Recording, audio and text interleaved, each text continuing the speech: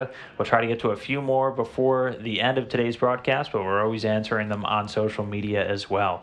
For now, though, we are under 7 minutes away. So at this point, first and second stages are ready for launch. Telemetry or data has been received from the rocket, and all the primary and backup systems are ready to go. And here we have a view inside the cabin. So we have, there's going to be Drew Feustel and Oleg Artemyev, and there he has what we call the Ukaska, the pointer.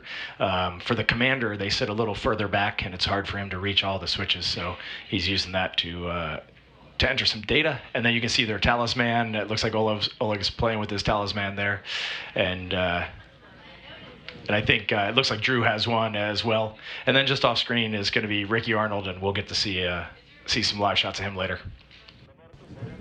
Yeah, and we do have some info. So for Drew, he has, it's called Kredek the Mole, also known as Krat in Russia. It's a cartoon character that was very popular throughout Europe from the 1950s through today. The creator from the Czech Republic, a larger one, actually flew with Drew and his crew back on STS-134. So we'll see a couple of zero-G indicators, and if we get a view of Ricky Arnold, I've just been told he actually has a small hula girl to commemorate the crew's call sign, Hawaii. That's outstanding. Being from Maryland, I thought he would have a Baltimore Oriole mascot. I know he's a huge fan. I would have supported that. All right, but at this point, again, we are 5.5 minutes away, and we just got word that the launch key has been inserted. Yes, it's an actual key. Somebody gets to carry around the launch key. And if you're lucky after flight, you may get that key. I did not get mine from our flight, but I have seen the launch key from previous Soyuz. My commander had his from his first flight, and it is, no kidding, an actual physical key. What does it look like? It's a small key that you would put into like a small lock. It's not like a giant key. It's nothing fascinating. It doesn't look like it's out of a Harry Potter movie. It's just a regular old nondescript key. I feel like we could have so much more fun with that. Like, make it shaped like a rocket or something. All right, so at this point, 4 minutes, 45 seconds and counting. System's going to be switching over to onboard controls. Those cockpit displays being activated. We saw Oleg with his little pointer object that he's going to be using to help send commands throughout the Soyuz's flight to the International Space Station. And the helmet's closed, putting them on that suit oxygen. I think, as you said, it's already constantly circulating, and they can control the pressure with that little valve on their suits. And now the crew was sitting there. They have their visor down. They're pretty much ready for launch. Now they're just in wait mode. Like you said, the suit ventilation is running and keeping them cool. It's quite comfortable when you're in this mode. Your gloves are on, so now it's a little harder to turn the pages in your book.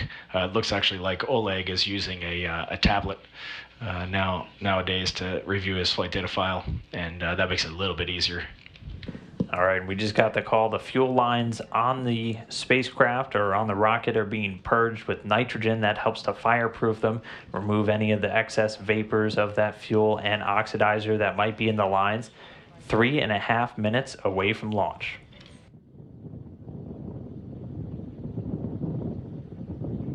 So 3.5 minutes away from launch. What's going through your head right now if you're in that rocket? Now you're 100% ready. You don't want to wait anymore. You want those engines to ignite. One interesting thing, the person that they're talking to, the Russian flight controller that the crew is talking to, this person has trained you for about the last year and a half. So you're great friends. You know them super well. You probably know their family, and that's a real comforting voice. So the only person you're talking to right now outside the crew is that we call it Shestnatsy Treti. That's their call sign, and you know that person well. All right, we are coming up on 2 minutes and 45 seconds, getting the thumbs up, the little fist bump from the crew there. Looks like they're definitely ready to go. And so at this point, the booster tanks are being pressurized for flight. This just helps to optimize the flow of all of that fuel. Also actually helps add some structural support to the rocket itself. Again, everything looking good. It's a night launch, so things are about to light up very much so there on the steppe of Baikonur in Kazakhstan. Teams only about a mile away watching the launch from NASA and Roscosmos. We are coming up on 2 minutes.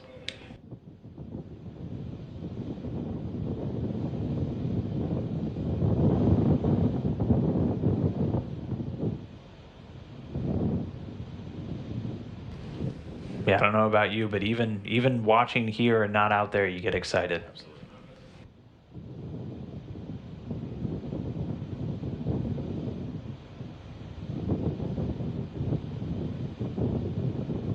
All right, 1 minute, 40 seconds away from launch. Everything continuing to count down. No issues with the rocket. Again, we're going to see some of those umbilical towers separate from the vehicle. When the second one separates, that means you're only 15 seconds away from liftoff.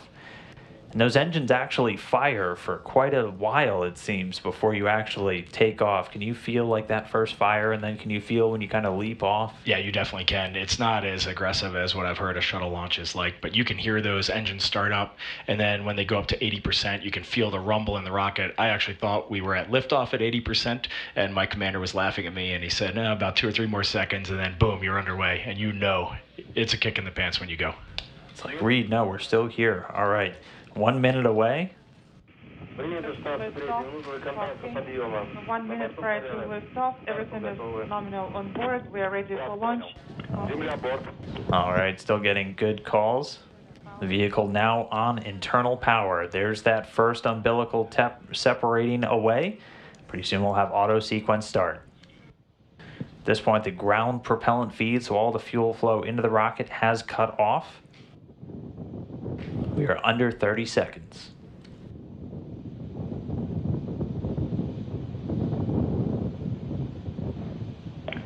Auto sequence initiated. Now we launch command issues for ignition. And there you can see the engine starting to fire, ramping up. The second umbilical tower already separated. Engine at 80% and liftoff. Drew Feustel, Oleg Artemyev, and Ricky Arnold taking off on their way to the International Space Station. Getting a great view of those first stage engines as they light up the night sky. That first stage delivering over 930,000 pounds of thrust. 20 seconds into flight, engines are steady. 20 seconds so far since liftoff, getting good calls that the stages are performing nominally or normally.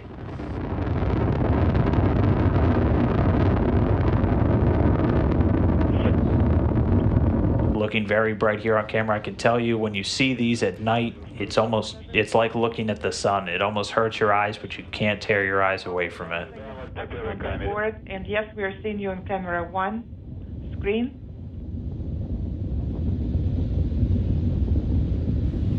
50 seconds since liftoff, everything still nominal or normal.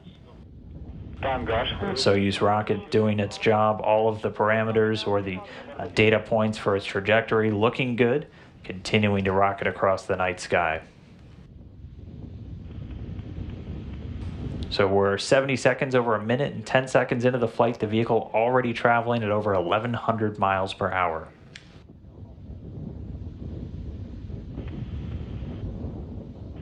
"90 seconds into flight."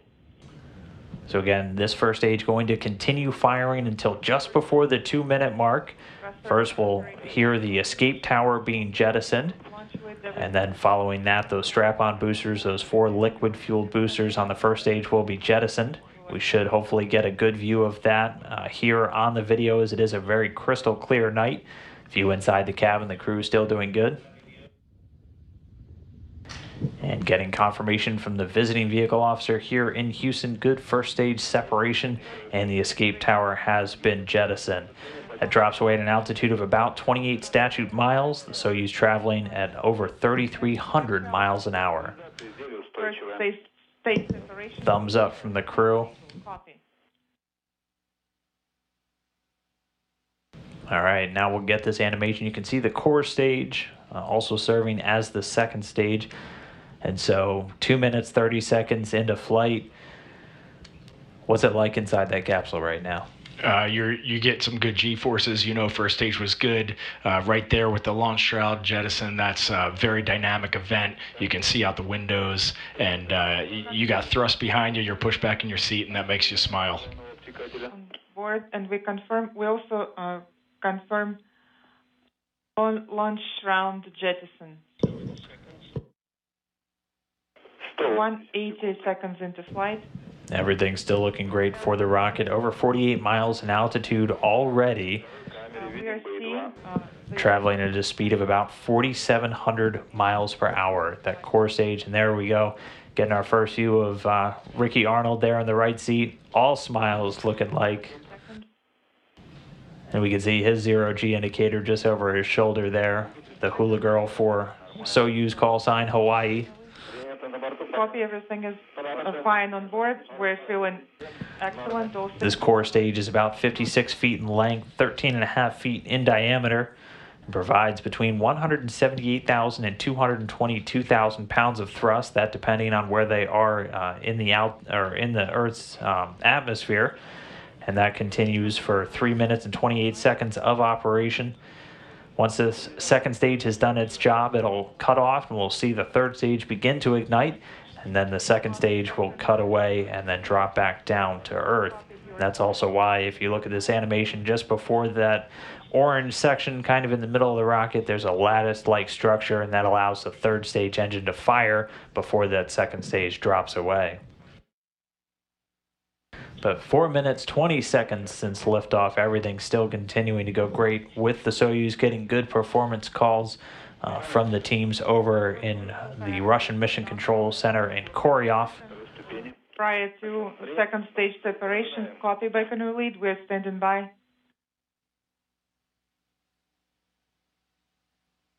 And so while they continue to fly uphill, I've always wanted to ask, when we get those in-cabin views, it almost looks boring for the crew in there. Like it almost looks like there's not a whole lot going on, but it's got to feel completely different when you're sitting in that seat. It feels completely different when you're in that seat. There is nothing boring about this phase of spaceflight at all. This is about as exciting as it comes.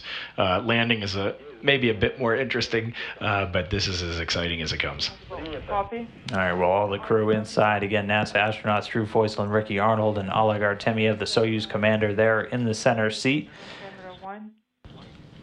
Over 5 minutes and 23 seconds into their flight. Keep an eye on all of those different talismans hanging over them. Once that third stage cuts off, you should see those start to float, and then that'll be kind of your first view of life in microgravity. Excellent, and in celebration mood. Copy. 340 seconds into flight. Copy. And combustion chamber pressure is nominal. Copy. And so at this point, the second stage booster is already cut away. That coming at an altitude of about 105 miles, now being propelled by that single engine of the third stage, providing 67,000 pounds of thrust. It's going to continue to burn for 4 minutes and 2 seconds until that 8 minute and 45 second post-launch mark, at which point it will cut away and separate, and the spacecraft will be in orbit. Everything on board is fine.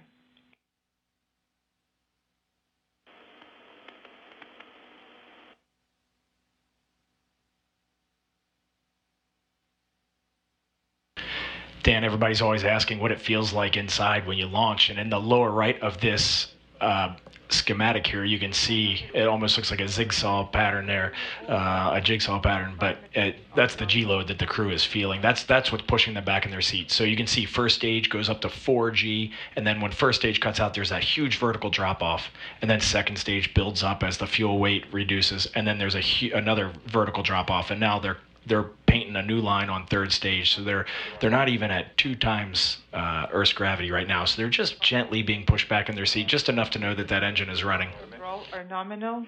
Copy. Those are pretty quick drop-offs. They're instantaneous drop-offs, so you definitely feel those. Those are very dynamic phases of the ascent.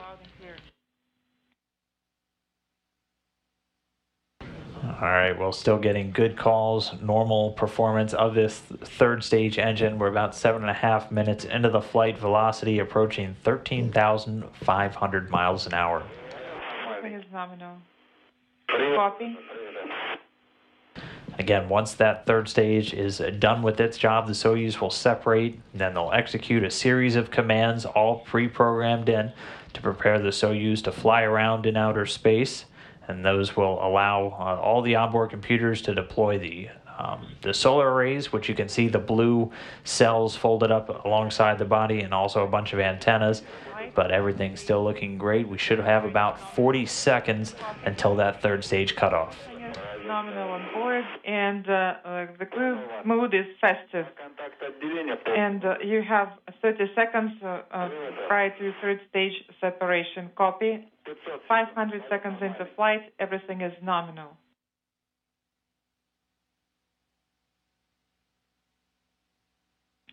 .510 seconds into flight.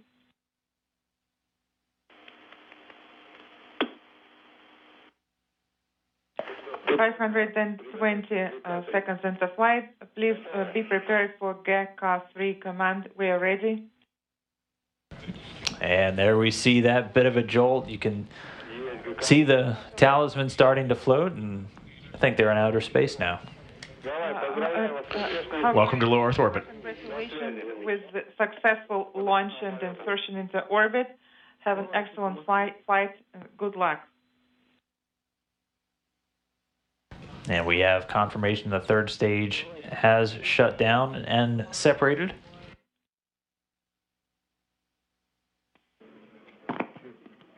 Hawaii, Moscow.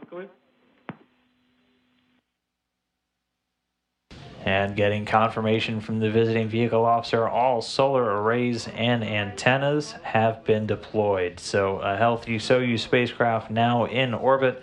3 crew members, Drew Feustel, Ricky Arnold, and Oleg Artemyev, ready to chase down the International Space Station. So their first taste of microgravity has got to be a feeling of relief, accomplishment, excitement, wonder. I can't imagine what's going through your head when you're in that moment right there. I think you nailed it, Dan. Relief and extreme excitement. And then you see the crew, they're not taking any time to look outside right now, Dan. They're making sure their vehicle is safe to continue the mission. They're checking the pressurization systems. They were just closing some oxygen valves, and they're going to go through about a 30-minute process now of making sure that they are not leaking any of that precious atmosphere out into the vacuum of space. So this is actually a very busy time for the crew. You can see Oleg and Drew there are kind of working in concert at the same time to make sure all of their systems look great.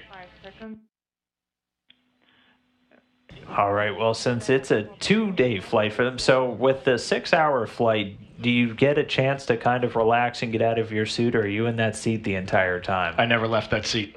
Your commander gets out of the seat for just a few seconds, but the left and right seaters there, in this case it'd be Drew and Ricky, they wouldn't leave their seat. But in this 2-day profile, once they check their vehicle and everything looks good, they'll do a few orbital adjustment burns today, and then they actually have a chance to go to sleep up there. All right, well, control and monitoring of the vehicle going to be overseen from this room that you're seeing right here, the Russian Mission Control Center just outside of Moscow. And again, they're relaying all the data over to us here in Mission Control Houston. Again, we heard good confirmation of solar array and antenna deploy. So a healthy Soyuz spacecraft in orbit, ready to begin its chase down of the International Space Station. The AKG was not initiated when we pressed the initiation button. Well, I'm standing by for the first IP measurement. First measurement, this is Hawaii 2.